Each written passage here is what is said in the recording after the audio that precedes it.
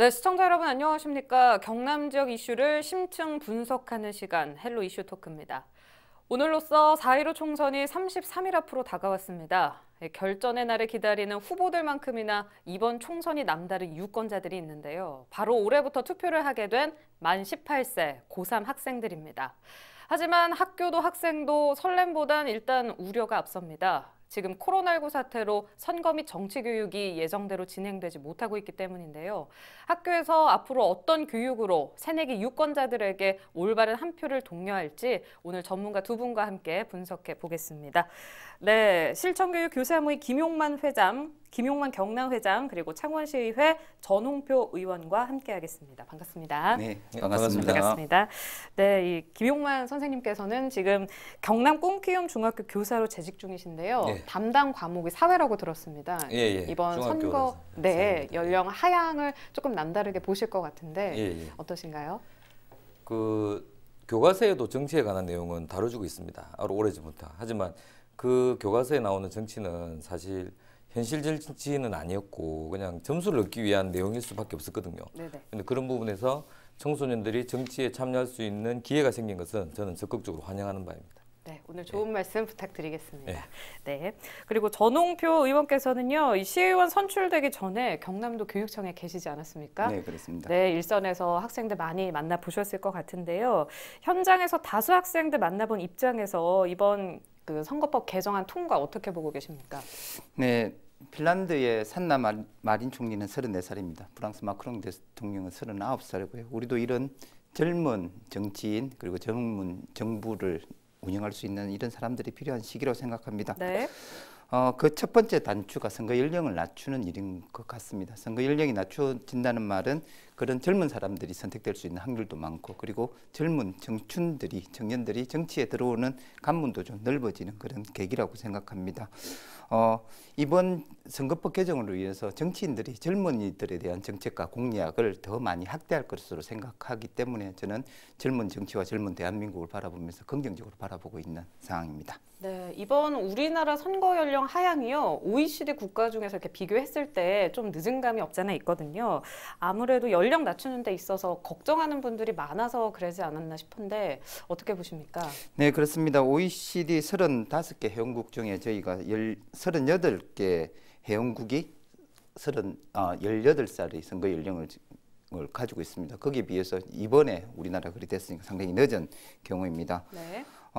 그리고 일단 많은 국민들이 만 19세에서 18세 선거 연령이 하향됐다는 점에서는 환영하고 있는 상황입니다. 그러나 일부 국민들과 교육 현장에서는 우려하는 목소리들이 좀 많이 있습니다. 첫 번째 문제는 선거 연령이 낮아지면서 학교 내에서 정치판으로 변질되지 않을까라는 우려사항이 가장 큰 사항이고요. 그런 점만 본다고 하면 우리가 다니는 회사도 그렇고 성인들이 다니는 대학생들도 다 정치에 관계 있는 집단들입니다. 그렇지만은 뭐 정치판으로 변질되어 있는 모습들은 드문 상황이거든요. 그것은 조금 먼저 우려하는 사항이 아닌가 이런 생각합니다. 네, 학교가 오히려 올바른 정치 토론의 장으로 발전하면 더 성숙해지지 않을까 저는 이런 생각도 드는데요. 어떠세요? 선생님께서는 이런 우려의 목소리들 어떻게 보고 계십니까? 저는 그 다양한 이유가 있겠지만 우선 학생들의 정치 참여에 대해서 우려하는 말씀을 하시는 분들이 공통적으로 학생들을 너무 어리게 보는 거 아닌가, 학생들을 믿지 못하기 때문이 아닌가라고 생각합니다. 그러니까 쉽게 말하면 자신이 생각하는 대로 움직이지 않을 것이다라는 노파심이라고 저는 봐지고요. 하지만 그 아이들이 19살까지는 괜찮다가 성인이 되면 바로 투표를 해야 된단 말이죠. 그러면 전혀 없던 것을 갑자기 얻는가 하고 학교 다닐 때 배웠던 거를 실제로 참여해보는 거하고 차이가 분명히 있거든요. 그러니까 못 믿겠으니 하지 마라가 아니라 실수해도 좋으니까 실패도 좋으니까 한번 해봐라. 그리고 정치에 관심을 가져봐라. 그리고 정치는 삶이기 때문에 이만큼 좋은 교육은 없다고 생각합니다. 그래서 저는 아이들에 대한 미성숙하다는 말 자체에 대해서 좀 의문을 제기하고요. 반대로 어른들은 다 성숙합니까? 저는 그 부분에 대해서는 확답하기 어렵거든요. 그러니까 그런 다양한 경험을 좀 더 어린 시기에 그리고 정의감이 불타오르는 사춘기 시절부터 경험하는 것은 우리 사회적으로도 좀 더 건강한 사회가 될 수 있는 좋은 계기라고 생각합니다. 네, 알겠습니다. 알겠습니다. 이 전 의원께서는 보시면요. 기성세대 우려 높아심일까요? 아니면 당연하게 보실까요? 저는 일단 미성년이라 해서 미성숙한 존재는 아니다라는 생각을 좀 하고 있는 상태고요. 같이 예, 의견을 그렇습니다. 같이 하시네요. 기성세대의 우려점은 보통 세 가지 정도로 좀 집약되는 것 같습니다. 일단 18세는 고등학생이 포함된 대상이기 때문에 좀 미성숙할 것이다. 선택을 좀 잘 못할 것이다라는 것과 그리고 또 대입에 매진해야 될 시기에 고3 시기에 뭐 선거 같은 거 왜 신경을 쓰느냐 대입만 준비를 잘해라라는 이런 어른들의 시각이 좀 크다는 거고요. 그리고 18세에게 선거권을 주어주면 학교 현장에서도 정치판이 되지 않을까라는 우려 사항들이 좀 있는 것 같습니다. 네. 그러나 우리의 삶에 가장 크게 영향을 미치는 것이 정치라고 생각합니다. 그런 면에서 고등학생의 삶도 그리고 청소년 삶들도 곧 정치의 한 일부분에 생각합니다. 그렇기 때문에 좀 더 18세 정도의 수준에서는 충분히 우리의 삶을 반영할 수 있는 선거권 가져도 될 나이라고 생각하고요. 그리고 입시에 방해가 된다라고 주장하시는 분들에게서는 그 고등학생, 그 청소년의 자체를 그냥 공부하는 기계, 너네들은 공부만 해도 되라는 뭐 역할이나 인격 자체를 한정시키는 아주 매몰된 생각이 아닌가 이렇게 생각하고 있습니다. 네, 선거권은 국민의 권리이고 그리고 입시는 삶의 수단이다. 그렇습니다. 이렇게 정리를 좀 하면 될 것 같습니다. 네, 선생님께서는 이 아이들에게 뭔가 어른의 그 강요, 그런 네. 걱정을 좀 섣불리 하는 거 아니냐 이렇게 말씀을 네. 해주셨는데요. 또 작년에 여수의 한 고등학교에서는요, 이 특정 정치인을 비방하는 시험 문제가 나와서 좀 화제가 되기도 했었는데 네. 이런 사례들을 보면은 걱정을 마냥 안 할 수는 없다 이런 목소리들도 있거든요. 네. 여기에 대해서는 어떻게 생각하십니까? 기본적으로 우리나라의 현 제도는 교사는 공무원이니까요. 공무원은 현재는 정치 중립의 의무가 있습니다. 그러니까 그 사례는 상당히 특정 사례였고 잘못된 사례는 분명합니다. 네. 잘못된 사례고 그리고 실제적으로 교사가 정치적 성향으로 아이들을 대한다고 했을 때 학생들이 그 교사의 의견을 전적으로 공감할 것이냐, 전적으로 동의할 것인가에 대한 의문도 제기합니다. 반대로 특정 교사가 특정 후보나 정당을 지지한다는 말을 했을 때 그게 역풍일 가능성도 아주 크고요. 네. 학생들이 선생님들의 말을 잘 듣는다는 것은 사실 좀 현실적이지 않습니다. 그러면은 문제를 일으킬 만한 학생이 나오면 안 되겠죠, 상식적으로. 네. 그래서 문제는 교사의 그 학생들에게 접근하는 형태나 말을 하는 게 문제가 아니라 네. 그거는 당연히 선생님들이 조심해야 되는 부분이고 기본적으로 교사들은 그런 마인드를 가지고 있습니다. 네. 그리고 위험한 일이라는 것을 다 잘 알고 있고요. 근데 저는 반대로 걱정하는 게 아까 전 의원님도 말씀하셨지만 학생들은 선거운동을 할 수가 있거든요. 어쨌든 지금 특별히 절대 안 된다는 방침은 없기 때문에 그럼 그렇게 다른 친구들에게 강요하는 학생들을 만났을 때 교사들은 어떻게 대처해야 될 것인가 저는 사실 이 부분이 더 좀 고민이 됩니다. 네. 예, 그래서 학교에서는 지금 대부분 학교에서는 학생회장 선거 이런 걸 하고 있지만 그 과정 자체도 분명히 소중한 경험이고 학생 자체의 장이지만 그게 어떻게 어른이 선거처럼 흉내내는 좀 바람직하지 않은 경우도 있었거든요. 네. 그런 경우는 학교에서 제재나 이렇게 가능하지만 이런 총선이나 대선이 있을 때 아이들의 그런 정치 활동, 운동에 대해서 학교에서 뭘 할 수 있을까? 그것에 대한 대책이 없는 것은 좀 안타까운 일입니다. 네, 그러면은 뭐 교육청이라든지 아니면은 정부 선관위 관련해서 교사들한테 어떻게 해라 이렇게 지침이 따로 내려온 게 있을까요? 따로 저는 지침은 아직 받은 건 없고요. 음. 근데 기본적으로 교사는 정치적 중립을 지켜야 한다는 것을 모든 선생님은 다 알고 계시고 네. 그리고 학교에서 입말을 하는 것은 그러니까 정치적인 성향에 대해서 아이들에게 얘기하는 것은 그 순기능보다는 역기능이 훨씬 많을 거라 생각하고요. 어떻든 강요하는 것은 민주적이지 않으니까요. 근데 저는 사회교사이기 때문에 만약에 선거를 그 교실로 가져온다면 특정 후보나 특정 정당에 대해서 선거 기간이 아니더라도 같이 아이들하고 정책 토론을 해본다든지 네. 그런 수업 활동은 충분히 가능하다고 생각합니다. 그러면 일종의 가이드라인 같은 게 잡혀 있지는 않은 상황인가요, 지금? 아직까지는 명확한 지침은 네. 아직 없고요. 네. 그리고 교육부에서도 그 모의 선거 관련이나 이런 것에 대한 얘기가 내려온다고 했는데 아직 내려온 게 없고 그래서 제가 알기로는 각 지역 교육청에서 자체적으로 그 내용을 만들고 있다고 알고 네. 있습니다. 그러면 지금 활동하고 계시는 이 실천교육 교사 모임에서 따로 계획 중인 것들은 있으실까요? 저희들도 사실 이 부분은 아주 조심스럽습니다. 조심스럽고 교사의 기본 정치 참여권, 흔히 말하는 기본권이라고 하는 네. 정치 참여권이 주어지지 않은 상황에서 교사들이 아이들에게 어느 선까지 얘기할 수 있을 것이고 어느 선까지 간섭할 수 있을 것인가 그리고 어느 선까지 공유할 수 있을 것인가에 대한 저희들도 명확한 내용은 아직 다루지 못하고 있습니다. 네. 그리고 이런 얘기를 한다는 것 자체가 부담이 되기도 하고요. 좀 저도 개인적으로 웃기다고 생각하는데 선거 기간에 교사가 특정 후보의 SNS에 좋아요를 눌러도 경고를 받은 사례가 있습니다. 네. 그러니까 교사들은 선거 기간에 되면 아무것도 할 수가 없어요. 근데 학교에 가서 아이들한테 그런 말을 한다? 그건 좀 어려운 일이죠. 네. 아, 뭔가 이렇게 구체적인 뚜렷한 테두리 없이 일이 네. 진행되는 상황인 것 같은데요. 이렇게 보기 위해서는 좀 제도적으로 마련이 제대로 돼야 순환적으로 일이 다 풀리지 않을까 싶은데 어떻게 생각하시나요? 네, 이때까지 선거권 하향 조정에 대해서는 의견은 많았는데 이게 대비는 조금 미흡하지 않았나 네. 생각합니다. 오늘 청소년들은 이미 신체적으로는 다 성인의 모습을 다 하고 있습니다. 그리고 다양한 매체, SNS를 통해서, 인터넷을 통해서, 유튜브를 통해서 모든 정보들을 더 많이 어른들보다 더 많이 가지고 있는 세대이기도 합니다. 그리고 사회 문화 모든 분야에서 소비자의 역할을 하면서 충분히 하나의 인격체로 살아가고 있는 상태입니다. 근데 선거만은 못한다. 내가 원하는 후보를 못 뽑는다는 이런 제도적 한계를 가지고 있는 상황이고요. 그리고 또 하나 민주시민 의식은 대부분 유년기에 다 생겨나게 됩니다. 어떤 선거 제도를 통해서 어떤 사람을 뽑아야 우리 사회에 도움이 될 것인지 그리고 내 인생에 도움이 될 것인지의 이런 결정들은 유년 시절에 다 되기 있는데 이런 교육을 지금까지 하지 못했다는 것은 우리가 앞으로 개선해야 될 상황이고요. 이런 걸 대비하기 위해서 앞으로 계속 선거권에 대한 것은 지속될 거라 생각하니까요. 사회 정당을 떠나서 사회적 그다음에 교육계 그리고 학부모 단체들과의 사회적 합의가 필요하지 않을까라고 생각합니다. 그래서 선거법 하향 조정과 더불어서 민주시민 교육을 할 수 있는 교육적인 토대가 사회적 합의를 이루고 진행되어야 될 것이라고 생각합니다. 네, 청소년이 선거권을 갖는 것 자체에 대한 시각에 대해서 지금 저희가 이렇게 이야기를 하고 있는데요.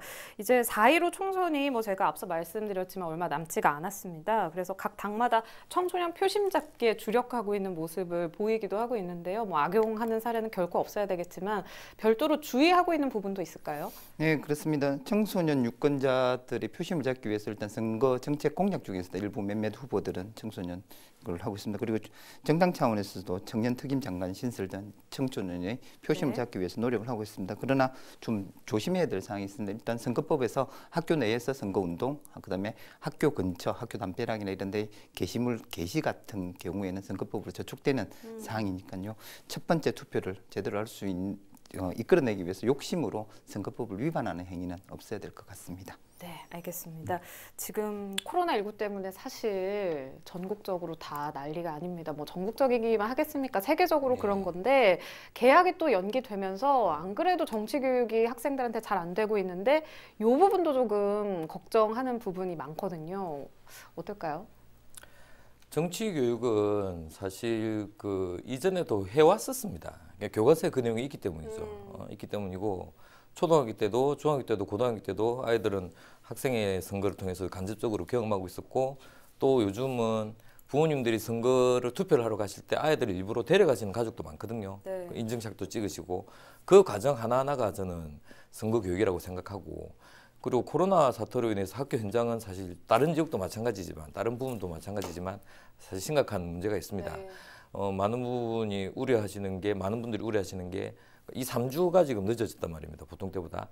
그러면 학교는 법적으로 법정 수업 일수라는 게 있습니다. 그러니까 최소한 1년에 몇 시간 이상을 학교에서 교육 활동을 해야 된다. 네. 근데 그 3주가 날아갔기 때문에 3주면은 월화수목금으로 쳐야 되니까 15일 정도 되거든요. 그럼 현실적으로는 이 부분은 가장 간단하게 대처를 하려면 방학이 줄어드는 수밖에 없어요. 근데 이 부분에 대해서도 교육부에서도 지금 심각하게 논의하고 있다고 생각하는데 현장의 교사들이 가장 안타깝게 생각하는 부분은 교육부를 전적으로 믿고 지지하지만 이런 정책을 정함에 있어서 현장의 목소리도 좀 들어주면 좋겠어요. 그래서 우리 실천교육 교사 모임도 선생님들끼리 다양한 토론을 하고 논의를 하고 전국 각지에서 어떤 현상이 벌어지고 있는지를 얘기를 하고 있는데 선생님들이 공통적으로 성토하는 것이 왜 이런 결정들이 현장의 목소리를 듣지 않고 교육부에서 그냥 일괄적으로 지침을 내려서 하달을 하느냐. 문제점이 불보듯 뻔한 겁니다. 현장에서 볼 때는. 이렇게 하면 덕보다 실이 많다. 그럼 그 대책은 있느냐? 그럼 또 불에 나게 또 수정되기도 하고 이런 상황이 비일비재했었거든요. 그래서 최근에 있는 이 코로나 사태에 대해서도 해답을 찾거나 새로운 정책을 제시할 때는 최소한 현장 교사들과의 논의도 좀 해서 민주주의는 별게 아닙니다. 다양한 사람의 의견을 듣는 겁니다. 다수 계열이 민주주의의 꽃이 아니라 선거가 민주주의의 꽃이긴 하지만 다양한 사람들의 의견을 들어서 합리적인 결론을 도출하는 게 민주주의라면 학교 현장, 교육부부터 그런 실천을 해나갔으면 좋겠다는 생각을 하고 있습니다. 네, 현장의 목소리를 듣지 않는다 이렇게 말씀해 주셨는데 예. 그 현장의 목소리가 어떤지 좀 더 구체적으로 말씀해 주실까요? 예를 들면 돌봄 시설 같은 경우도 문제입니다. 지금 그 교육부 장관께서 지지난주인가 금요일 날 7시까지 연장하겠다는 말씀을 하셨는데 그 내용은 현장에 내려온 적이 전혀 없었거든요. 그러니까 그 다음 주 월요일부터 학교에는 민원 전화가 쏟아졌습니다. 우리 학교는 언제부터 하느냐? 애들 저녁 도시락은 어떻게 되느냐? 점심 도시락은 어떻게 되느냐? 선생님들은 그 내용을 어떻게 알게 됐냐면 뉴스를 통해서 알게 됐단 말입니다. 그런데 그 뉴스를 듣고 우리도 처음 듣는 내용인데 부모님들로부터 민원 전화가 오면 답을 할 수가 없어요. 그러니까 이런 식이죠, 이런 식. 그러니까 미리 얘기가 돼서 서로 사인을 주고받고 어떤 부분이 문제가 생길 것이냐, 뭐가 필요하냐, 이렇게 하면 되겠다라는 조율이 있으면 이런 혼란이 좀 덜 할 텐데 이런 하나의 극단적인 예입니다. 근데 이런 예가 좀 많았다는 게 아쉬운 부분이고, 그러니까 교사들도 학생들을 내 몰라라 하고 방치하고 그러지 않거든요. 네네. 그 누구보다 아이들에 대해서 관심이 많고 교육적인 민감성이 투철한 분들이기 때문에 교육부나 대한민국의 교육 정책을 비판하고 비난하는 것이 아니라 이왕 하는 것이라면 보다 더 현실적이고 가능한 것 그리고 합리적인 것을 선택할 수 있는 그 경험들이 교사들이 있단 말입니다. 현장에서. 네. 지역마다 다르기 때문에 그런 부분도 같이 원활하게 소통되는 분위기가 만들어지면 좋겠다고 생각합니다. 네, 정치 교육 관련해서 저희가 이야기를 하고 있었는데 예. 살짝 범위가 조금 넓어진 것 같습니다. 예. 네, 23일 개학을 하면은 어떤 부분에 집중해서 선거 교육이 좀 이루어져야 된다고 보십니까? 우선 제가 알기로 이번에 그 정확한 수치는 아닙니다. 선거 나이가 내려가면서 유권자가 53만 명 정도 증가했고 그 중에 현재 학교에 다니는 고3 학생들은 한 14만 명 정도로 저는 파악하고 있거든요. 경남도 한 3, 4만 명 정도 되는 걸로 알고 있는데 그 학생들을 위해서 학교 전체가 움직이는 것은 또 바람직한 것 같진 않아요. 네. 그러니까 모든 고3 학생들이 선거권을 가지는 건 아니거든요. 그래서 그 부분에 대해서는 저는 교육이라는 말이 더 같다고 해서 모든 걸 학교에서 책임져야 되느냐 그 부분에 대해서도 좀 의문을 제기하고요. 네네. 그래서 아이들에게 가장 바람직한 교육은 학교에서 하는 것보다 사회자님도 아마 그랬을 겁니다. 학교에서 하면은 재미가 없어요. 안 들어. 가정에서 네. 그리고 정치인들 그리고 어른들이 바른 정치가 어떤 것인지 감동이 어떤 것인지를 실제로 보여주는 게 아이들이 어른들의 뒷모습을 보고 잘할 수 있는 기회만 제공해도 저는 충분하다고 생각하고요. 그리고 실제로 선관위에서나 각 지역 교육청에서도 선거 관련 학교에서 매뉴얼을 내는 걸 준비하고 있기 때문에 그런 부분을 지도하는 것은 그리 어려운 일이 아닙니다. 예, 그리고 4월 총선이기 때문에 저는 시간적 여유는 충분히 있다고 생각하고 아마 선거에 관심이 있었던 청소년들은 지금 이미 아까 전 의원님 말씀하신 것처럼 SNS나 유튜브나 각종 매체를 통해서 비교하고 연구하고 있을 것입니다. 저는 우리 아이들이 그런 가능성과 열정을 많이 봐왔거든요. 네, 네. 알겠습니다. 여기까지 듣겠습니다. 전 의원님께서는 같은 부분 어떻게 생각하고 계십니까? 일단 저도 선출직 정치인이기 때문에 조금 우려되는 부분이 좀 있긴 합니다. 부모님의 입김을 통해서 선출제를 할 것인가에 대한 내용이고요. 그렇기 때문에 학교에서는 자기 소신껏 투표할 수 있는 그런 선거의 기본 권리를 좀 알려주시는 게 좋을 거라 생각하고요. 그리고 학교에서는 일단 우선적으로 법적으로 정치적 중립을 지켜야 될 이런 사항입니다. 그래서 투표하는 방법 그리고 공약집을 보는 방법 등 같은 거 자기 삶에 도움이 될 수 있는 선출직을 뽑아야 된다는 이 정도 교육이 좀 필요할 것 같습니다. 네, 오늘 말씀 잘 들었습니다. 예. 네, 오늘은 실천교육 교사 모임 김용만 경남회장 그리고 창원시의회 전홍표 의원과 함께했습니다. 헬로 이슈토크 여기서 마칩니다. 시청해주신 여러분 고맙습니다.